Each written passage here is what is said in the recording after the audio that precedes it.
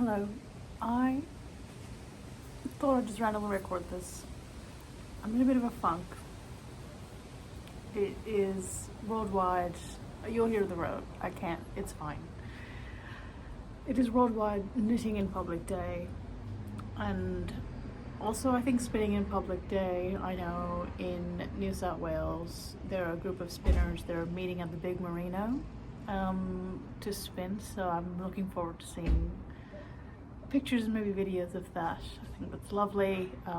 The Spinners and Weavers Guild are also spinning in public today. I thought I would go spin with them today, and I just thought, I'm just in a bit of a funk. I don't really feel like leaving the house.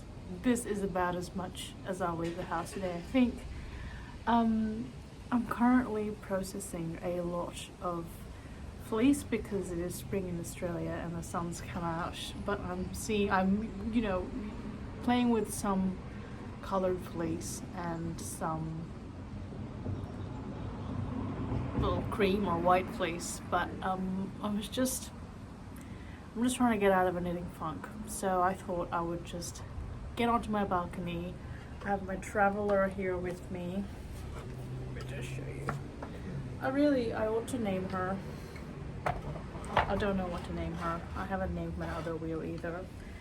And I thought I'd just spin something that almost hurts to look at.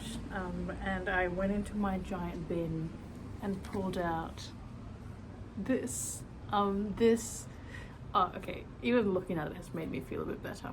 But pulled her out. I've made myself some toast with some butter and apricot jam. I have a genetic condition where every time I butter a toast, I have to take a bite out of the corner. So, I don't know why I'm sharing that.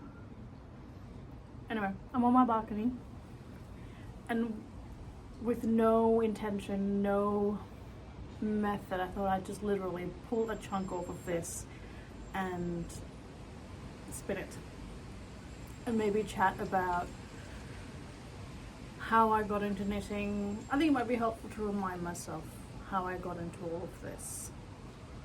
I love reminiscing, so we'll see. I'm spinning up from Ethereal Medusa. They launched this year. This is the Percy combed top. I have 100 grams of it. It is 100% Australian. It is off-grid and sustainably milled in Victoria, I believe by the folks at Great Ocean Road Mills. I'm pretty sure. And it is proudly sourced and manufactured in Australia by Cat and Sparrow and Melbourne City Dye Works. I bought this from Cat and Sparrow just online. I was waiting for it to be released after the Bendigo Wool and Sheep and Wool show because I couldn't go this year. And anyway, I'm just gonna, you'll either hear me spinning in silence or I'll be yapping. I haven't quite decided. I guess this is pretty public because I am facing the road. People are staring at me. It must be a bit strange, but I don't know, I feel like you don't really see people spinning in public settings. I'm always knitting in public. There's always a project with me wherever I go. I learned to knit as part of an after-school program. You're better off seeing my bobbin than me. As part of an after-school program when I was in elementary school, must have been 10, 11, something like that. I'm just pulling a bit of the fibre through my leader, and I was taught, I think,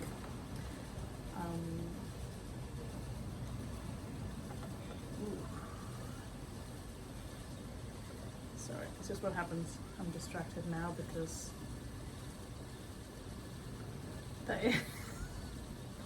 that's lovely. That's a lovely draw. I think I'll get back to that story.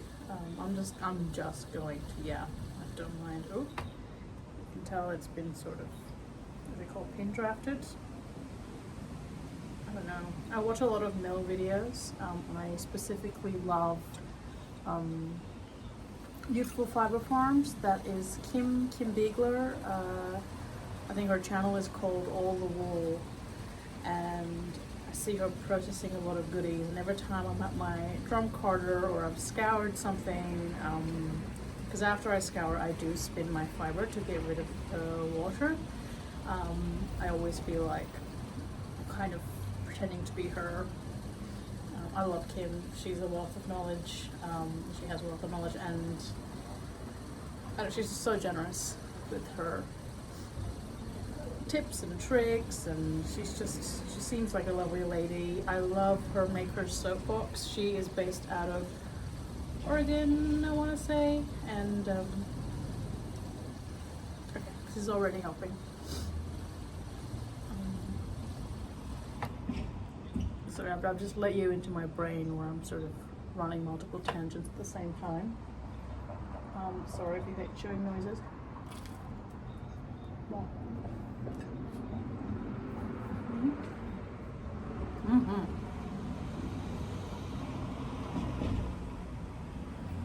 I would love to know. I feel like I'm on a date with you.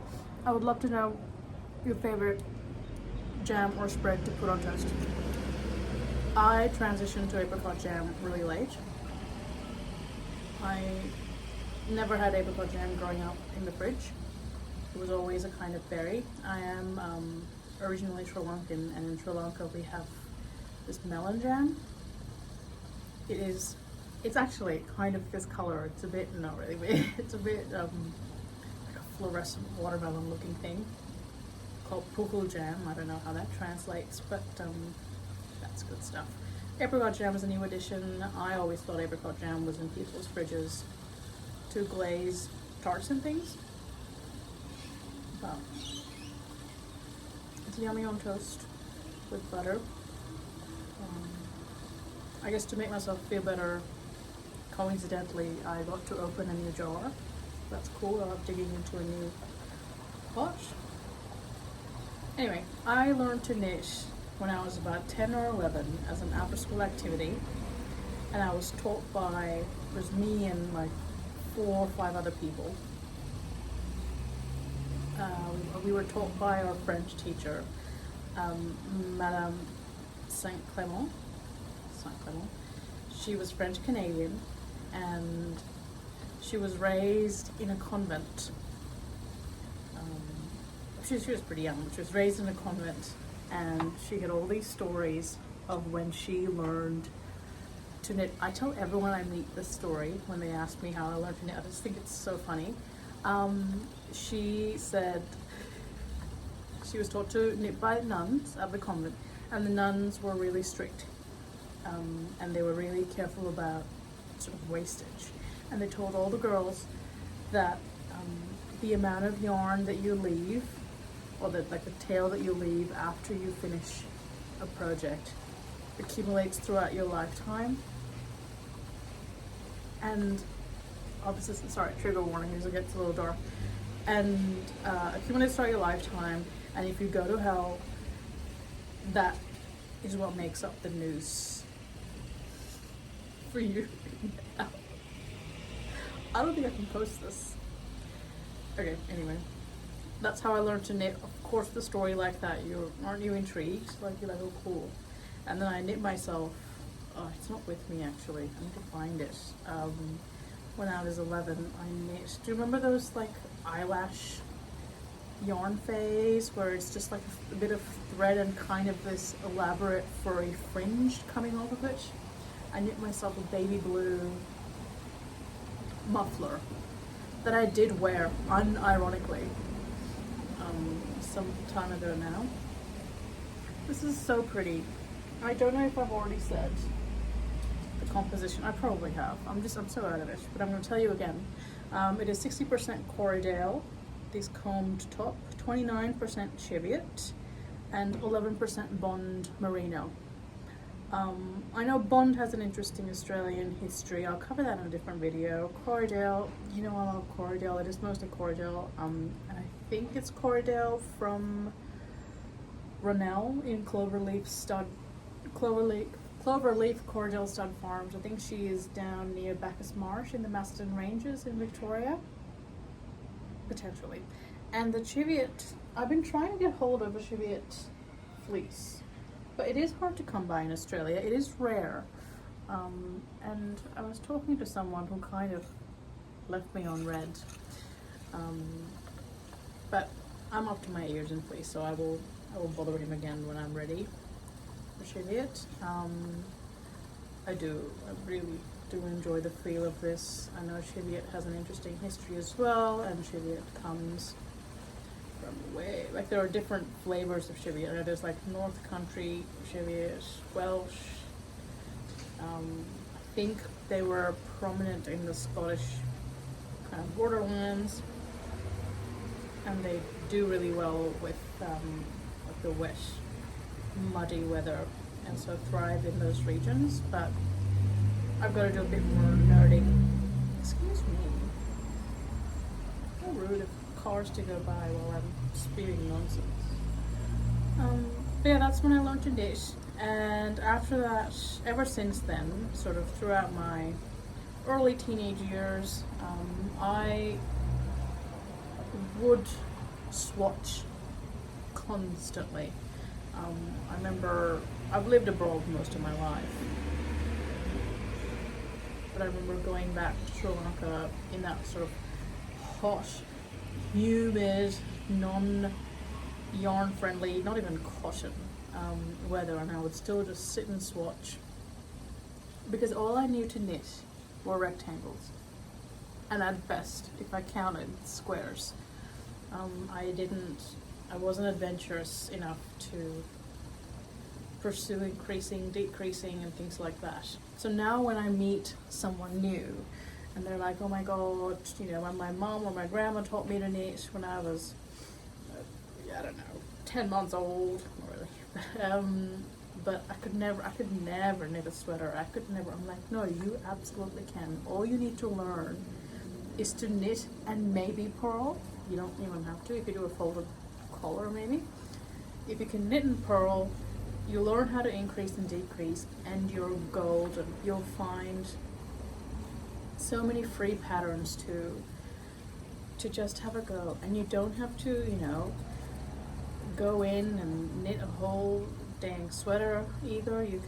There's so many other tiny projects that you could indulge yourselves in, kind of as like a committed swatch or a teaching swatch for you to learn, and then the sky's the limit. So I think what clicked for me was COVID. I was writing up my doctorate at the time, and COVID landed smack bang in the most important year of my doctorate, which was great. So I was already emotionally burned out, mentally burned out, and it was not a great time. And so I was looking for any way to distract myself from having to actually write up my thesis and dissertation. And I think latched on to the Fruity Knitting podcast. It just kept getting recommended to me, and I was like, okay.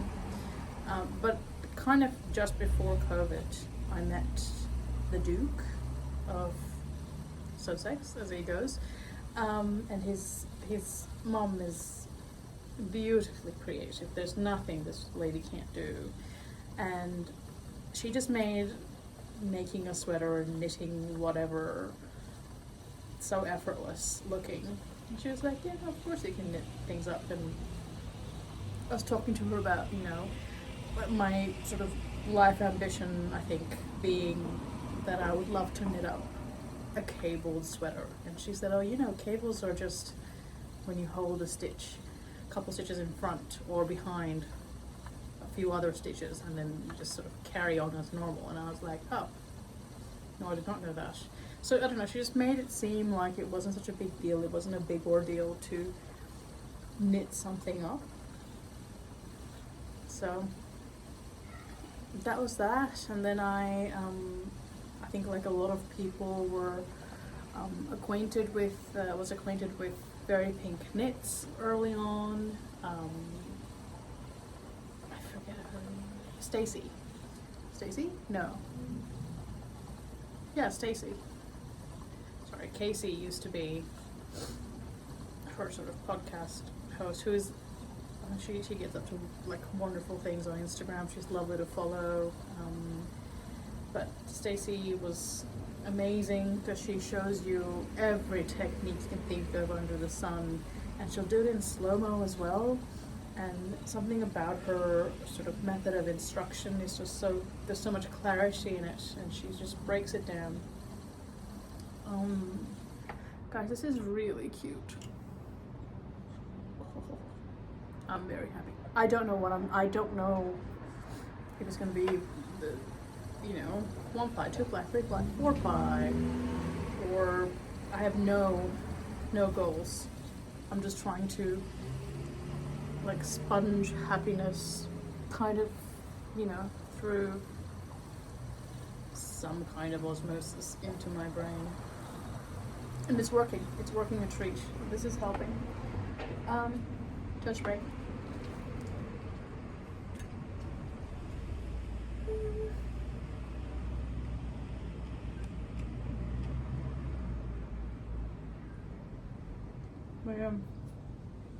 And then,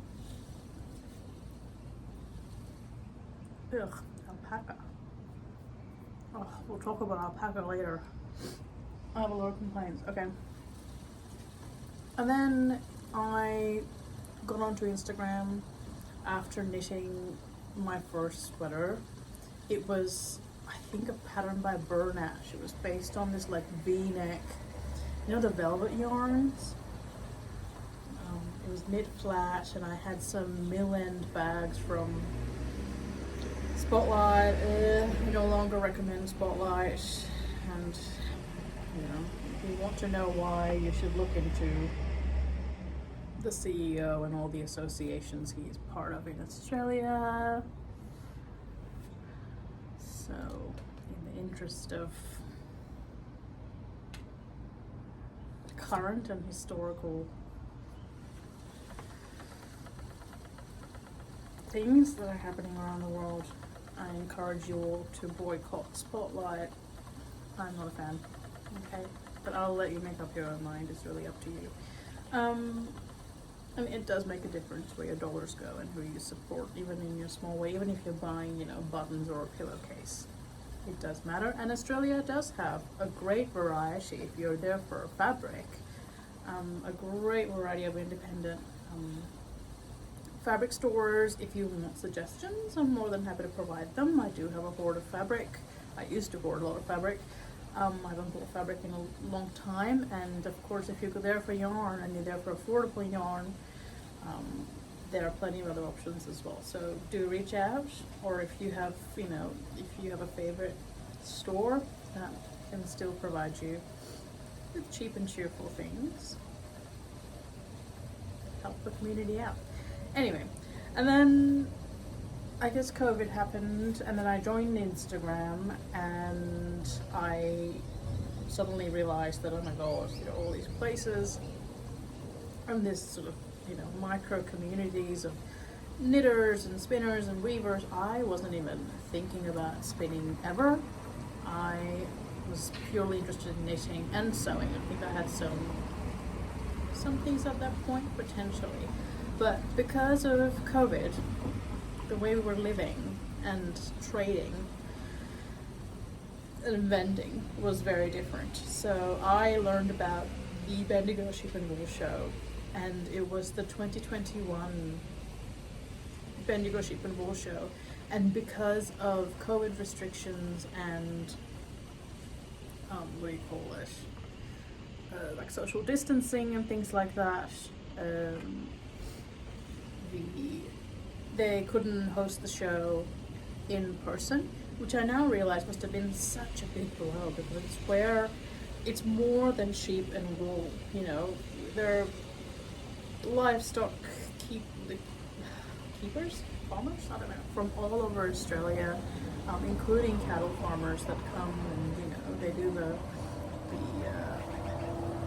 do you call them, like sheepdog demonstrations. Like there's so much of the value.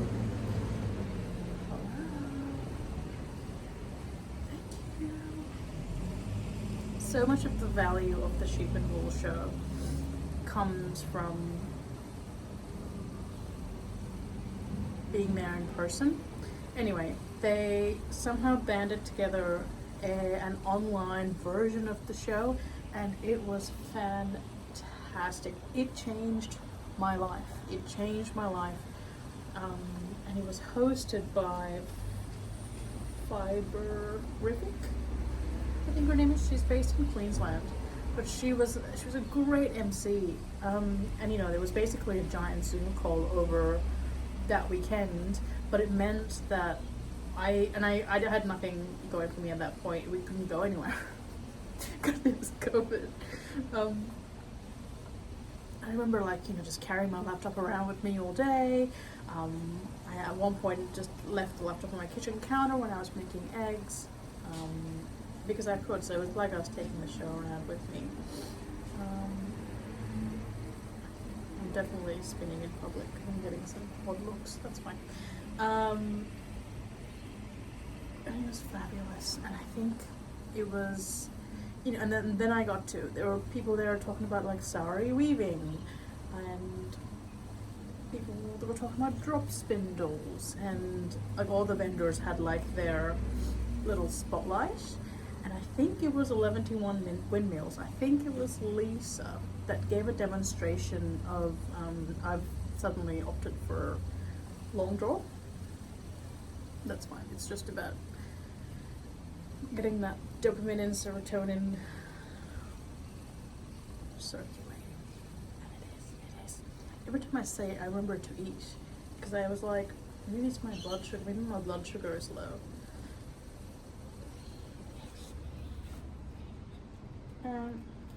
Sorry, toast break.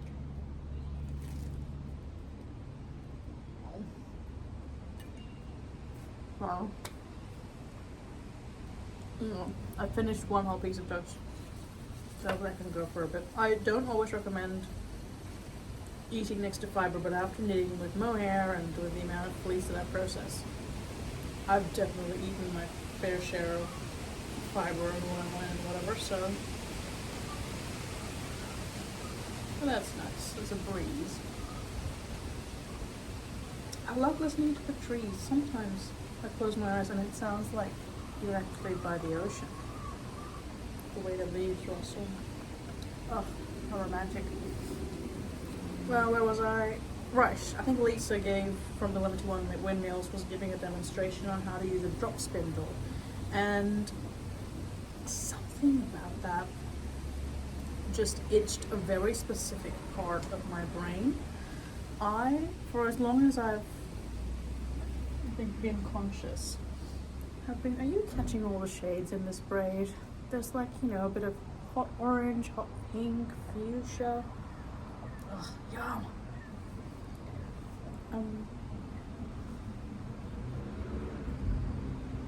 Okay, it's a long staple, is that? Ooh. For as long as I've been conscious, I've been obsessed with not atomizing things, but going to the elemental source of something. I remember when I first got into baking, and I got into bread baking, and I never did. I still want to. And I really wanted to like mill my own flour from wheat.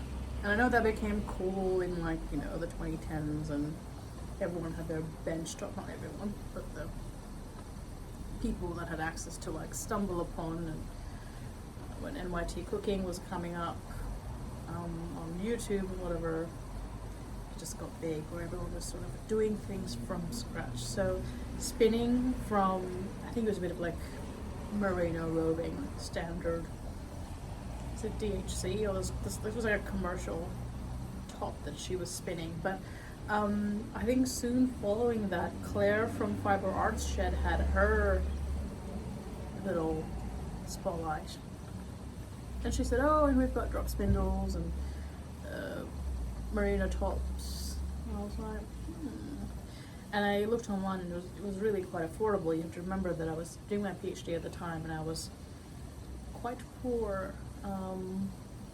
In Australia, PhD students or domestic students do get a kind of stipend, but it's not really much to go on after you pay rent.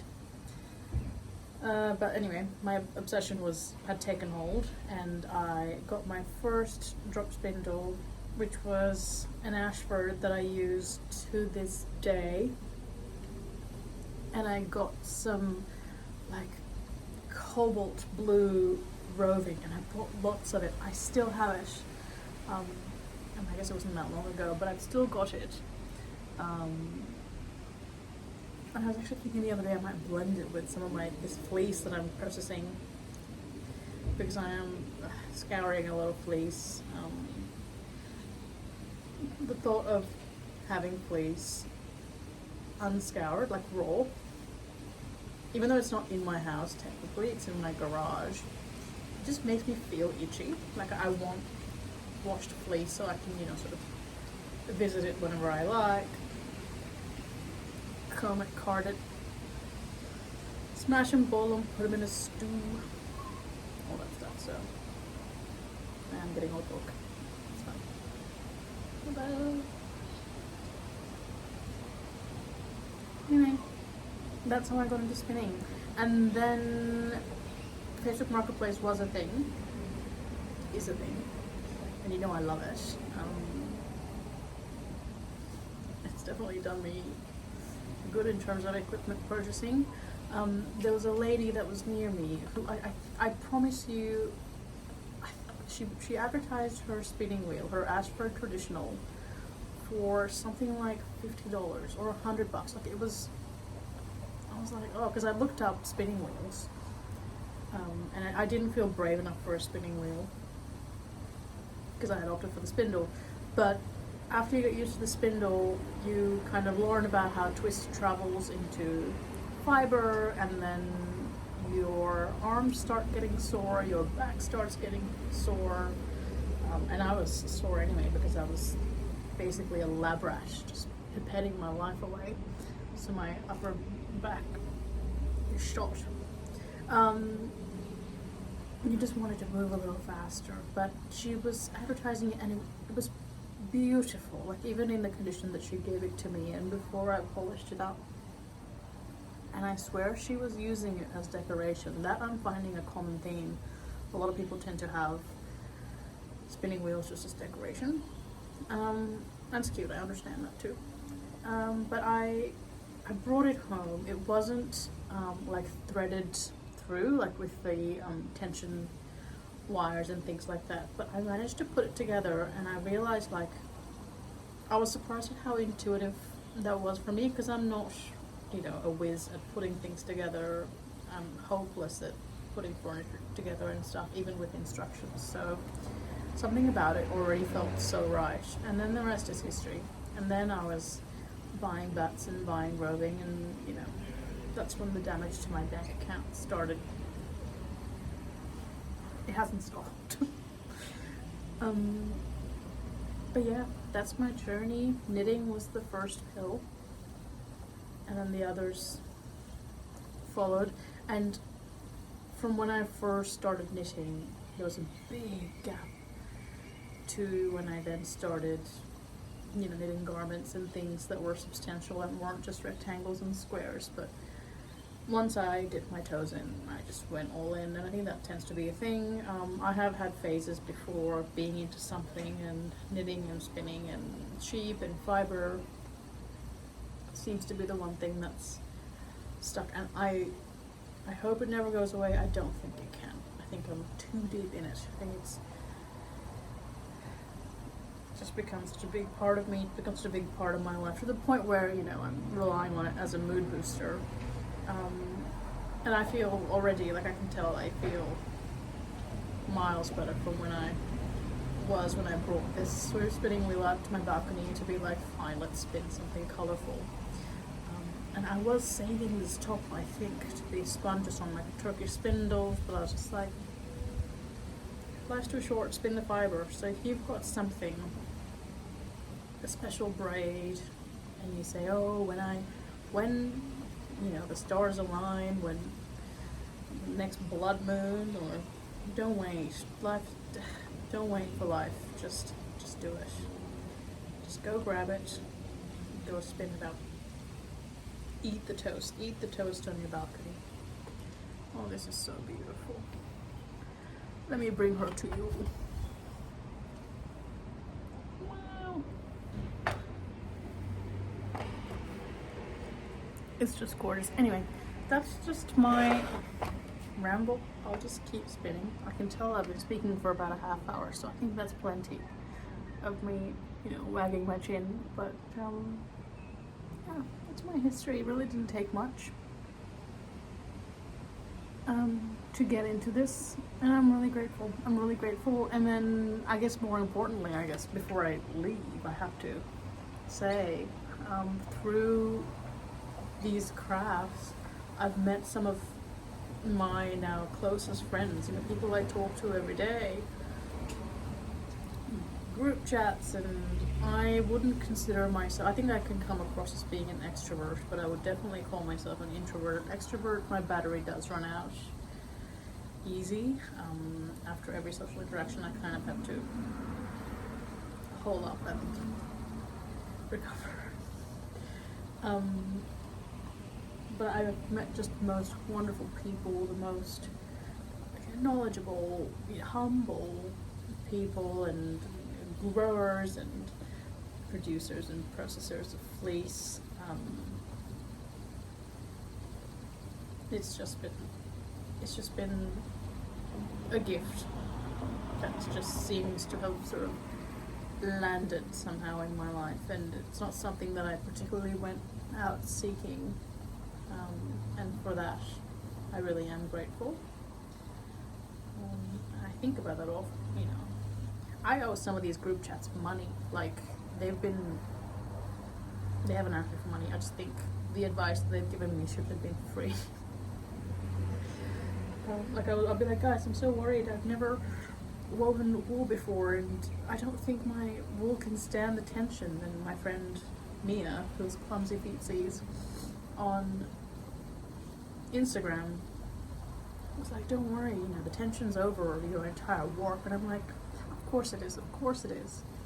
You're so right. And it was fine. It was wonderful. I can't wait to do it again.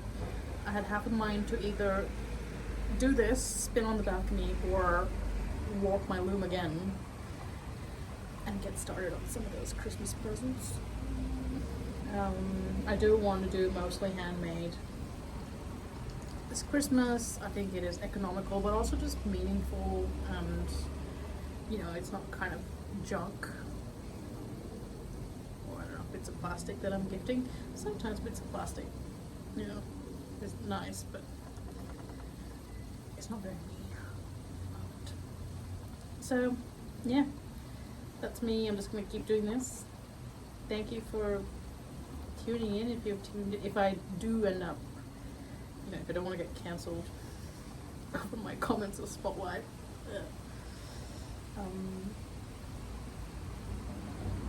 I might post this. And if you have made it this far, thank you for hanging out. I hope you do something today, hopefully craft really good,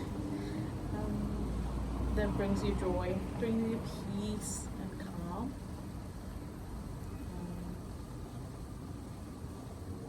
You can see I just get lost in it, and I lose my sentence. But yeah, I hope you do something nice for yourself, and I hope you're proud of what you do and what you're able to do for yourself and for others. I don't know when I'm going to post this, but if I do, I will see you when I see you. And I might, I don't know, include some snippets of me spinning or knitting in public around the world, because that is what today is all about. So, just come back from vacation. I had a lot of instances of me knitting in public for sure, but it was really funny because I came back with, come on Staple, came back with maybe half a cuff of one sock after being away for 4 weeks, which tells me that I had a good time on vacation, because it means I didn't have the time or energy to be knitting. But anyway, I'm happy to be getting back into it now and digging my hands into just fistfuls of fleece, and occasionally indulging in fleece that somebody, or, you know, many people have put a lot of love and care into, and to be spinning something that is 100% made in Australia with Australian fleece, a blend of fleece to try, you know, breeds I haven't tried before. It's such a treat. So thank you for joining me, and I'll see you next time.